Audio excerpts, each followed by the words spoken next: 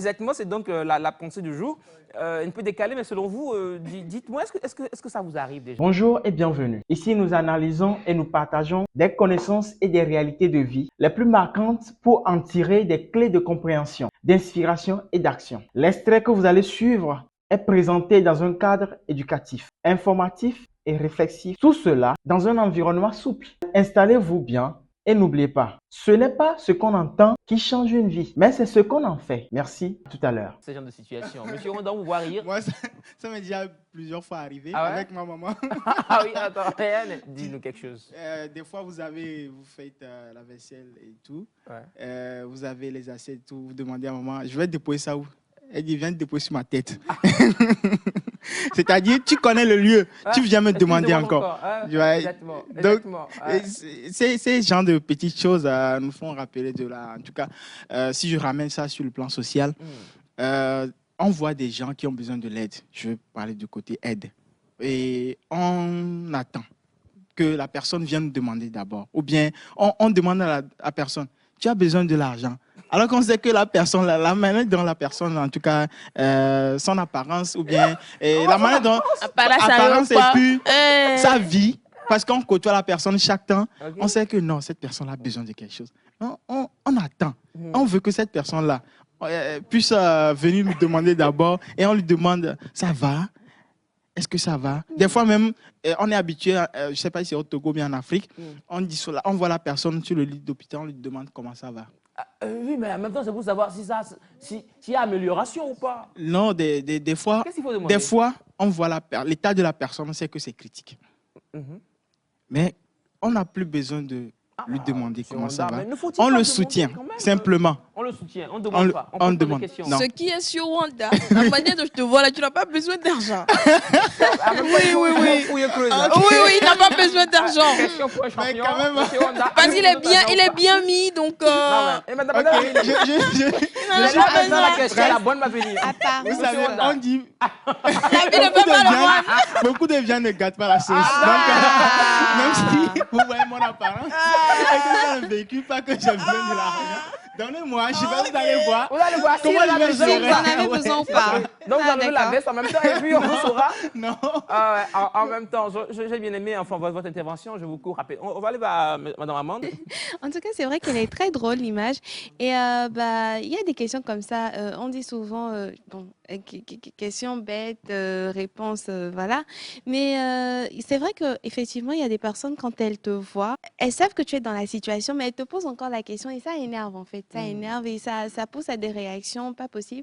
Et après, ce sont les mêmes personnes qui se fâchent pour dire « Oui, mais pourquoi est-ce que tu m'as répondu comme ça? Tu n'aurais pas dû. » Mais en vrai, pourquoi est-ce que vous avez posé la question, en fait? Comme ça. Donc, c'est un peu ça, mais c'est aussi important, comme M. Wanda le disait, quand on remarque que la personne est dans telle situation, d'apprendre à plutôt aller vers la personne, tendre la main à la personne, plutôt que de poser la question. Mais il y a aussi des parties où il y a des personnes, en fait, qui sont imprévisibles. Tu ne sais pas si, en allant vers elles, c'est vraiment ce dont elles ont besoin ou pas. Donc, parfois, il y a des personnes à qui il faut vraiment demander, en fait, pas dans le même sens de l'image, mais il faut vraiment leur demander. Par exemple, quand M. Wanda parlait des habits ou des assiettes, il y a des moments où parfois, c'est vrai que c'est le lieu habituel où on pose la chose, mais aujourd'hui, elle aimerait peut-être que ça soit là-bas, peut-être dans le placard, pas peut-être dans la bassine à assiette. Donc, le jour-là, mieux vaut lui demander, maman, je pose ça où pour éviter de te prendre une gifle. On t'a dit, je t'ai dit de mettre ça là-bas. Donc, pour éviter de te prendre une gifle, mieux vaut tu demandes, en fait. Et pour finir, je pense que c'est déjà arrivé à un proche à moi, un aîné, une personne assez vieille quand même. Et cette personne, elle allait, il faisait nuit, il avait plu, donc il y avait de la boue, il y avait de l'eau. Et du coup, elle a glissé, elle est tombée. Il y avait des jeunes là-bas, et puis ils ont dit, oh, maman, Jania, baba, de l'eau. Et ils ne sont pas allés l'aider, en fait. Ils l'ont laissé là-bas, une personne assez vieille. Donc, pour dire comme quoi, voilà, ça arrive dans notre vie quotidienne et c'est vraiment important de prendre la peine d'aller vers les personnes, surtout quand on réalise qu'elles ont besoin d'aide. Aujourd'hui, il y a des accidents qui se passent en même temps. Les informations qu'on reçoit des fois, c'est quand tu es la première personne qui vient vers celle-là qui a eu l'accident, peut-être c'est sur ton les certaines charges. Donc, ce qui fait qu'il y a des personnes aujourd'hui, quand on te voit dans une phase critique, surtout sur la voix, ils passent à côté. Or, ce n'est pas la meilleure des choses à faire. Tu ne sais même pas si c'est une personne que tu connais bien. Donc, moi, tu regardes de loin, tu passes. Or, c'est mieux de t'approcher pour demander, mais est-ce que ça va? En fait, le est-ce que ça va quand la personne est malade ou bien quand la personne est sur un lit d'hôpital, pour avoir été dans le cas, ce n'est pas de savoir si dans le corps ça va psychologiquement. Des fois, tu es malade et psychologiquement, ça peut aller au fait, parce que tu sais qu'il y a des gens qui sont autour de toi, qui s'inquiètent pour toi. Dans le fait que psychologiquement, tu penses que ça va, fait que au fur et à mesure, tu puisses évoluer en fait en matière de guérison. Donc, le ça va là, ce n'est pas pour se moquer au fait de l'état de la personne, désolé pour ce que j'ai dit, mais c'est pour savoir psychologiquement. Parce que le docteur dit déjà, en fait, ou bien quand tu arrives au niveau du lit, il y a déjà ce qu'il y a, en fait. Tu vois sur le papier qui est accroché au lit que ça ne va pas. C'est ça le diagnostic. Mais il faut demander. Clinique, hein, oui, je refuse pas, ça dépend de la clinique. Des fois, il faut aussi aller. C'est pourquoi j'ai parlé de docteur premièrement. Ah, non, mais... Docteur ou infirmier. Ouais. Maintenant, pour ce cas-là, ça nous arrive couramment. C'est un truc qui arrive tout le temps avec nos professeurs, avec nos mamans. En fait, dans la société, ça arrive. Même au boulot, quand ton patron te dit quelque chose, de faire quelque chose, si tu sais que pertinemment c'est ce qu'il voudrait, mais tu redemandes, au fait, parce que tu ne sais pas si la personne a un deuxième avis sur la chose. Et ici, dans le cas de la dame, moi, je dirais que c'était bien au monsieur de demander. Parce que tu ne sais pas l'état de la dame, psychologiquement, ou bien.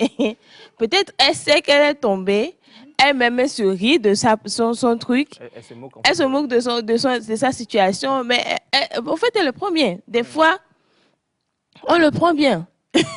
Parce que donc, à mais quand tu passes, il y a des gens, ils ne t'ont pas vu de loin. Disons que le monsieur ne l'a pas vu de loin. OK. Vous voyez? Et puis, c'est un vieillard qui est sur un truc. Et il s'est approché, il est surpris de voir la personne, il demande, ah, tu es tombé? C'est une question normale. Est-ce que c'est la première réaction qu'il faille avoir quand vous voyez une personne à terre, peut-être dans une situation d'accident, je ne sais pas. Est-ce que c'est la première réaction qu'il faut avoir? En fait, parce que c'est de l'étonnement. En fait. C'est de l'étonnement. Donc c'est la première réaction qu'il faut avoir, selon vous. Pas forcément, mais si ça vient, c'est quelque chose de naturel. Bon, Madame Émilie, qui entend lire la Bible pour nous, forcément un verset. Allez-y.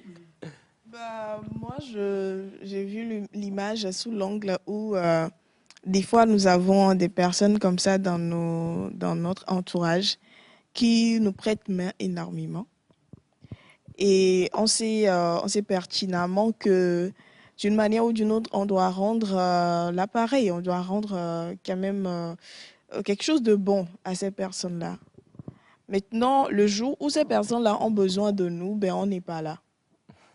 Ça parle toujours d'aide. Hein. Je donne un exemple. Un jeune que tu appelles tous les jours, qui répond toujours.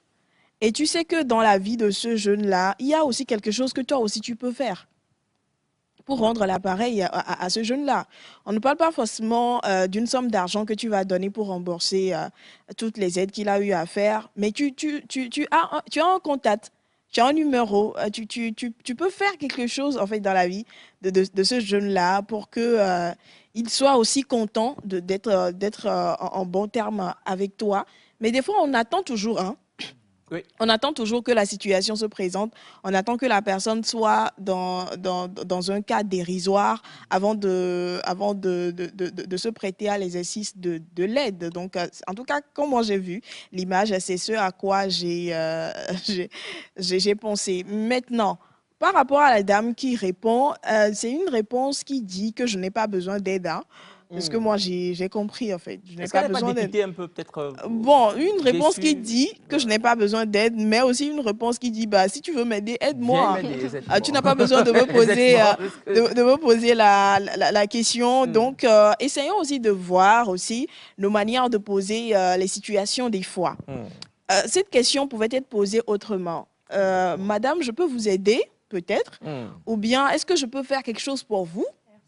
Voilà, ou bien j'arrive, je veux bien vous aider. Voilà, soit on a le vélo hein, de la dame qui est par terre. Exactement. Vous voyez? Donc, est-ce que je peux vous aider avec votre vélo? Voilà, c'est la tournure de la question qui n'a pas été bien choisie. Donc, nous-mêmes, dans nos vies quotidiennes, essayons de voir certaines phrases que nous utilisons. Genre, tu vois quelqu'un prendre l'escalier et puis tu demandes à la personne, est-ce que tu montes?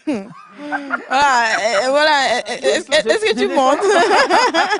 Ou encore quelqu'un qui est en train de dormir ou bien qui est sur le point de se retrouver dans les bras de Morphée et tu demandes à la personne, tu dors? Hein? Tu dors? Mais là, si on te répond d'une manière, tu es fâché. Donc, en tout cas, ça nous appelle aussi à faire, à réfléchir un peu. Parce que des fois, je pense qu'on sort les phrases avant de se rendre compte que normalement, je ne devrais pas poser cette question. Et on se retrouve chez la bonne dame qui vend de la nourriture. Tu te demandes à ton ami, il y a pas de mouillard. Bon, mon ami, c'est comment? On vient faire quoi ici? Si ça n'est manger. Non, voilà. mais on vient saluer la dame. Non, pas forcément. Pas forcément. Donc, dans nos habitudes de tous les jours, essayons vraiment de revoir les questions que nous posons, de revoir les tournures, de revoir les mots que nous choisissons pour ne pas paraître, entre parenthèses, bêtes. Parce que des fois, il y a certaines questions qui n'ont pas lieu d'être. Hein. C'est ce que moi, j'ai à dire par rapport à l'IP. Merci d'avoir suivi ce contenu avec nous. Si vous avez été interpellé, n'hésitez pas à partager vos réflexions avec nous en commentaire. Abonnez-vous pour ne rien rater à des prochaines analyses et discussions. Gardez à l'esprit, chaque parole peut devenir une source de transformation si elle est bien comprise et bien appliquée. À très bientôt.